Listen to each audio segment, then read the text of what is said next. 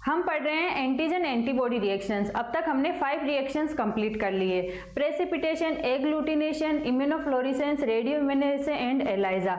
आज हम 6th reaction western blotting पढ़ने वाले हैं। हमने बताया कि टोटल 11 टाइप के एंटीजन एंटीबॉडी रिएक्शंस है, जिनमें से 6 रिएक्शंस ही हमारे सिलेबस में है। तो आज हमारी लास्ट रिएक्शन है कौन सी? Western blotting.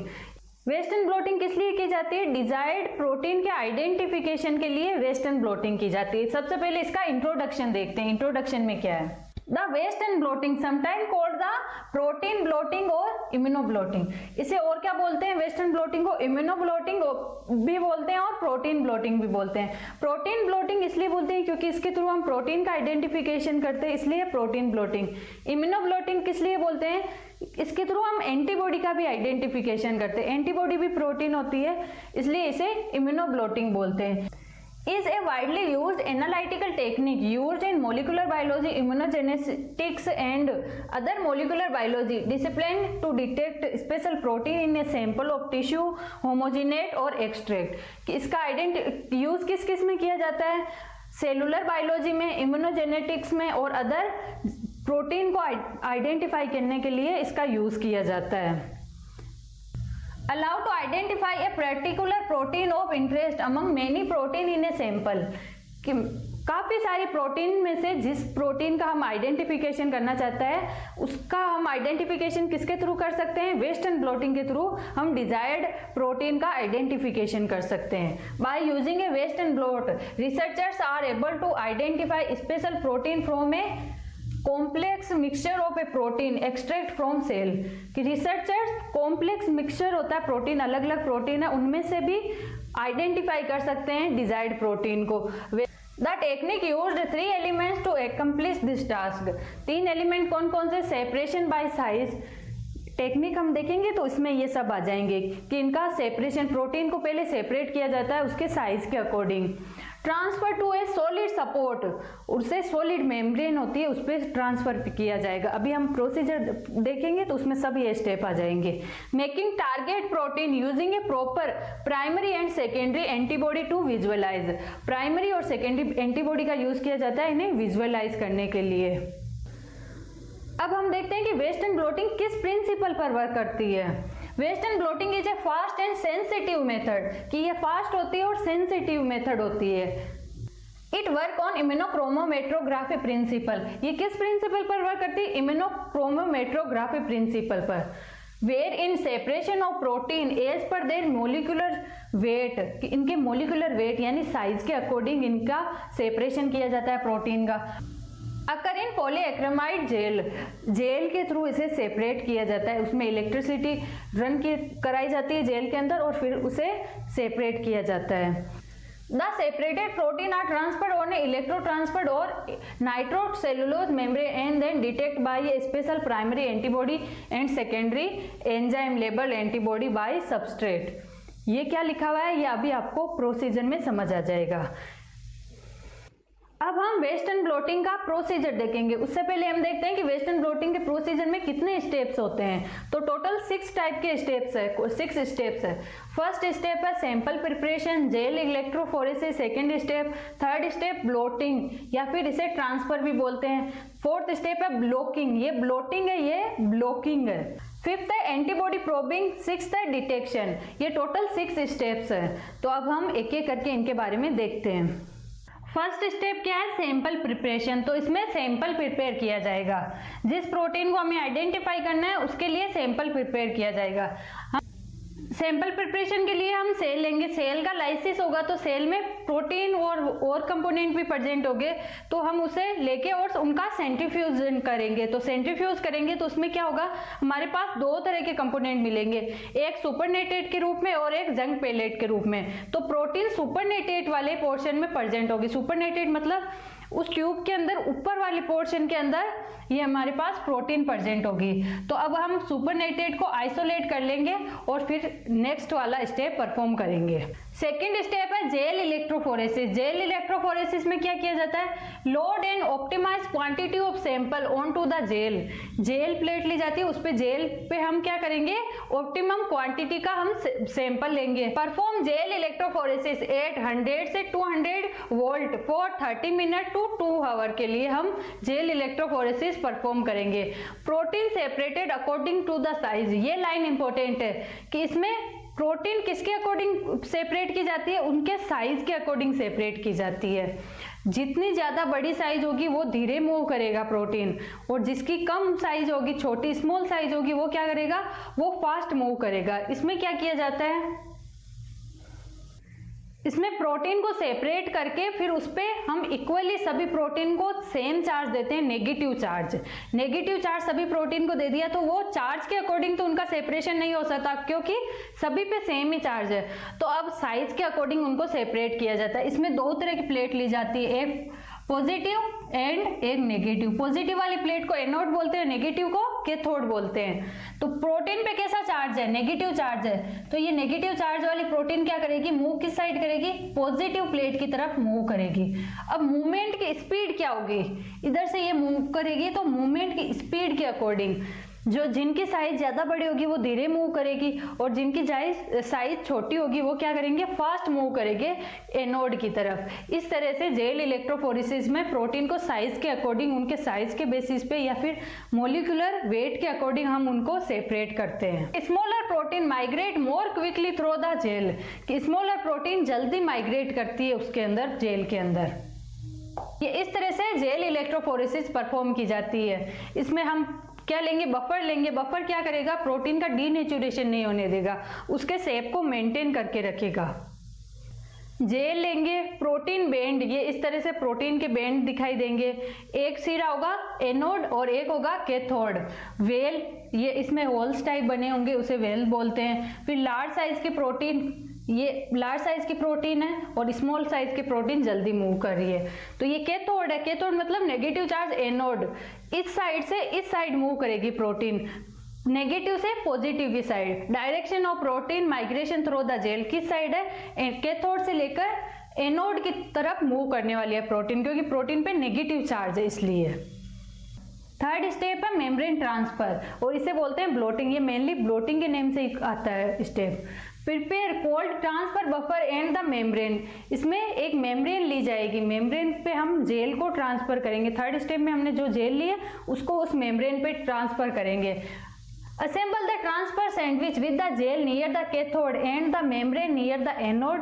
इसमें क्या बोला गया है, अभी हम डायग्राम के थ्रू समझने वाले हैं। The negatively charged protein will migrate out of the gel onto the membrane. Perform the transfer at 30 voltage at 4 degree Celsius temperature और 100 वोल्टेज फॉर 1 आवर के लिए इसे परफॉर्म किया जाता है। इसमें कैसे करते हैं, इसमें हम क्या लेंगे, जेल लेंगे। हमने थर्ड स्टेप में जो जेल ली है वो वाली जेल लेंगे, जिस प्रोटीन का हमें एक्सट्रैक्ट करना है, जिस प्रोटीन डिजायर्ड प्रोटीन लेनी है वो वाली जेल लेंगे हम। फिर उसके ऊपर हम रखेंगे ब्लोटिंग मेम्ब्रेन। ब्लोटिंग मेम्ब्रेन पे हम इस प्रोटीन को ट्रांसफर करने वाले हैं, इस जेल से ब्लोटिंग मेम्ब्रेन पे हम प्रोटीन को ट्रांसफर करने वाले हैं। फिर जेल और दोनों के ऊपर हम एक फिल्टर पेपर रखेंगे, फिर इन फिल्टर पेपर के ऊपर स्पॉन्ज रखने वाले। इस तरह से ये ब्लोटिंग सैंडविच बनाई जाती है। इस ब्लोटिंग सैंडविच को हम ट्रांसफर करेंगे एक टिन के अंदर। उसमें क्या होगा, 2 प्लेट होगी, एक negative plate and positive plate. ये आपको ध्यान रखना है कि नेगेटिव प्लेट की साइड रखेंगे हम जेल को रखेंगे नेगेटिव साइड की तरफ, और पॉजिटिव साइड की तरफ क्या होगी, ब्लोटिंग मेम्ब्रेन। इससे क्या होगा, ये इस तरह से रखने। जेल में क्या प्रेजेंट है, थर्ड स्टेप में हमने देखा प्रोटीन प्रेजेंट है, और हमें ट्रांसफर किस पे कराना है, ब्लोटिंग मेम्ब्रेन पे ट्रांसफर कराना है। और ये जेल में प्रोटीन है, उन पे कैसा चार्ज है, नेगेटिव चार्ज है। तो हम अगर जेल को नेगेटिव वाली साइड रखेंगे तो ये जेल मूव करेगी पॉजिटिव वाली साइड, और पॉजिटिव वाली साइड क्या है, ये ब्लोटिंग मेम्ब्रेन प्रेजेंट है, तो ये मेम्ब्रेन पे ट्रांसफर हो जाएगी। ये चीज इसमें फिर से रिपीट कर देती हूँ, क्या करना है हमें, जेल वाली साइड है उसको किस साइड रखना है, नेगेटिव प्लेट की तरफ, क्योंकि जेल पे क्या प्रेजेंट है, उस पे प्रोटीन प्रेजेंट है, प्रोटीन पे नेगेटिव चार्ज है और हमें ट्रांसफर प्रोटीन को किस पे करना है, ब्लोटिंग मेम्ब्रेन, इसलिए ब्लोटिंग मेम्ब्रेन को हम पॉजिटिव प्लेट की साइड रखेंगे तो नेगेटिव प्लेट से पॉजिटिव प्लेट की तरफ प्रोटीन ट्रांसफर होगी, इससे ब्लोटिंग मेम्ब्रेन पे प्रोटीन ट्रांसफर हो जाएगी। फोर्थ स्टेप है ब्लॉकिंग। थर्ड वाला क्या था, ब्लोटिंग, और ये है ब्लॉकिंग। इसमें क्या किया जाता है, इसमें हमने ये देखा था कि ब्लोटिंग मेम्ब्रेन ली थी जिसपे हमने प्रोटीन को ट्रांसफर किया था जेल से, तो इस मेम्ब्रेन पे क्या प्रेजेंट होगी, ये टारगेट प्रोटीन प्रेजेंट है और कुछ और भी प्रोटीन प्रेजेंट होगी। तो अब इस पे हम ब्लोटिंग सॉल्यूशन डालने वाले हैं इस प्लेट के ऊपर। ब्लोटिंग सॉल्यूशन क्या करेगा, इसकी सरफेस पे जो खाली जगह है उसको ब्लॉक कर देगा। इससे क्या फायदा होगा, अब हम नेक्स्ट स्टेप में इसके बाद हम एंटीबॉडी ऐड करने वाले हैं प्रोटीन के आइडेंटिफिकेशन के लिए। तो एंटीबॉडी ऐड करेंगे तो एंटीबॉडी इससे अटैच ना हो मेम्ब्रेन से, मेम्ब्रेन की सरफेस से एंटीबॉडी अटैच ना हो, एंटीबॉडी प्रोटीन से ही अटैच हो, मेम्ब्रेन से ना अटैच हो, इसलिए हम इसकी सरफेस को ब्लॉक कर देते हैं। ये ब्लॉकिंग सॉल्यूशन का यूज करके हम इसकी सरफेस को ब्लॉक कर देते हैं जिससे एंटीबॉडी ओनली फॉर प्रोटीन पे ही बाइंड हो। ये ब्लॉकिंग स्टेप में किया जाता है।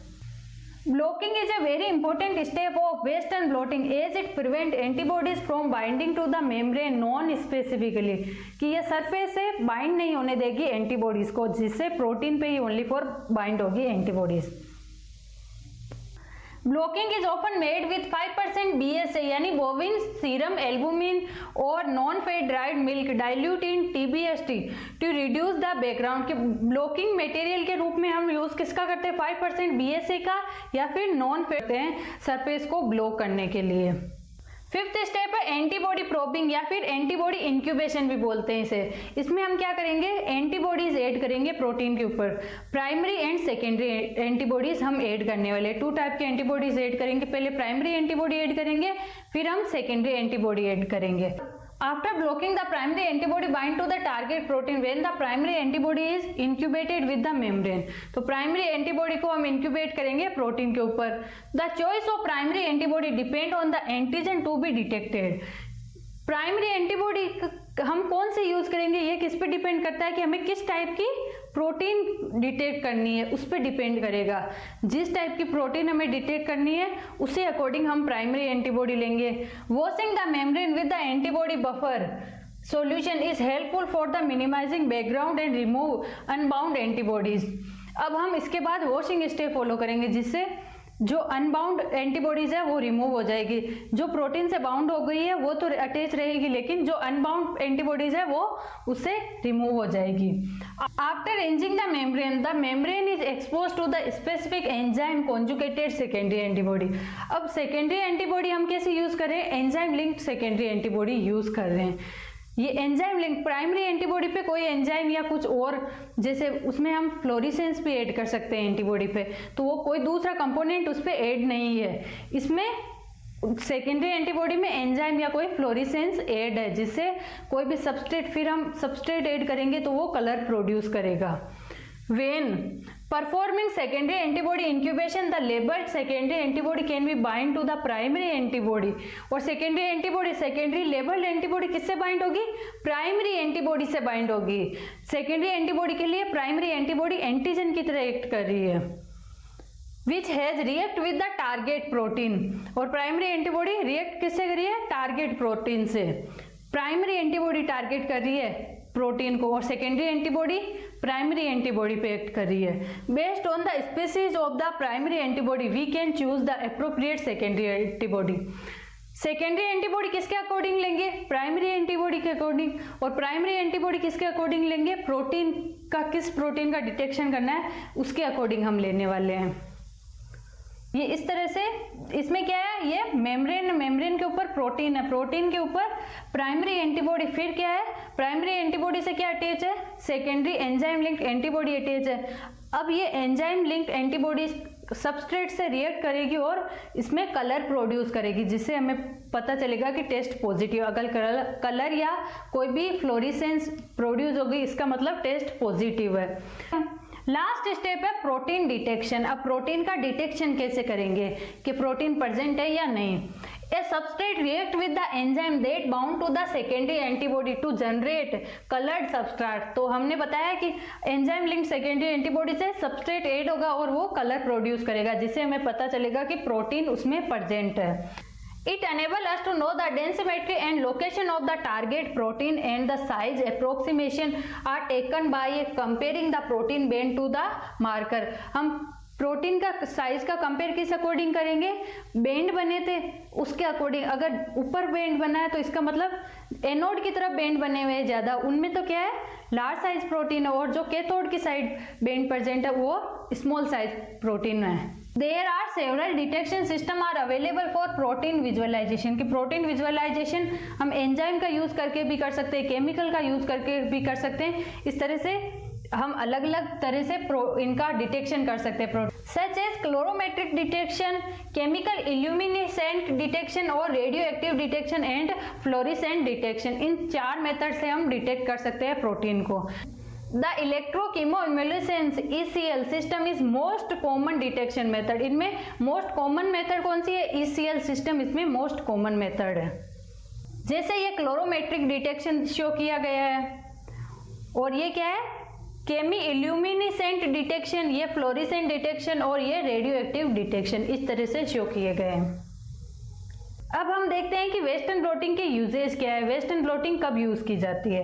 It can be use to determine the size and amount of protein in the sample. कि सैंपल में साइज प्रोटीन की क्या है और अमाउंट क्या है, ये आइडेंटिफाई करने के लिए हम वेस्टर्न ब्लोटिंग का यूज करते हैं। It can be use to disease diagnosis by detecting the antibodies present in the serum. कि डिजीज के डायग्नोसिस में, डिजीज का डायग्नोसिस किस तरह करता है, detecting the antibody present in the serum. कि एंटीबॉडी सीरम में प्रेजेंट होगी, उनका डिटेक्शन करेंगे हम वेस्टर्न ब्लोटिंग की हेल्प से, जिससे डिजीज का डायग्नोसिस होगा। It can be use to identify defective protein, example in prion disease. कि ये डिफेक्टिव प्रोटीन को आइडेंटिफाई करने में हेल्प करते हैं। जैसे एग्जाम्पल क्या दिया है, प्रायोन डिजीज। प्रायोन डिजीज में क्या हो जाता है, हमारे अंदर नॉर्मली जो प्रोटीन रहती है हमारी बॉडी के अंदर वो कैसी रहती है, अल्फा हेलिकल स्ट्रक्चर में रहती है, लेकिन प्रायोन डिजीज की वजह से वो चेंज हो जाती है बीटा पैलेटेड स्ट्रक्चर में। इसलिए उनका डिटेक्शन करने के लिए हम वेस्टर्न ब्लोटिंग का यूज करते हैं। It is the confirmatory test of HIV as determining the presence of anti-HIV antibodies in the serum। confirmatory test क्या है HIV का, वेस्टर्न ब्लोटिंग confirmatory टेस्ट है HIV के लिए। हमने देखा था एलाइजा के थ्रू भी हम टेस्ट करते हैं HIV का, लेकिन confirmatory टेस्ट कौन सा है, वेस्टर्न ब्लोटिंग HIV के लिए confirmatory टेस्ट है। ये डिटेक्ट करता है सीरम के अंदर anti-HIV एंटीबॉडीज को। It is perfect test for determining the prevalence of Creutzfeldt-Jakob disease, Lyme disease and hepatitis B and herpes disease। इन सब डिजीज के डिटेक्शन का लिए भी वेस्टर्न ब्लोटिंग परफेक्ट टेस्ट है। हमने एंटीजन एंटीबॉडी रिएक्शंस कंप्लीट कर लिया। अब हम आने वाले लेक्चर्स में न्यू टॉपिक स्टार्ट करेंगे, इम्यूनोग्लोबुलिन्स। आई होप आपको समझ आया होगा। Thank you.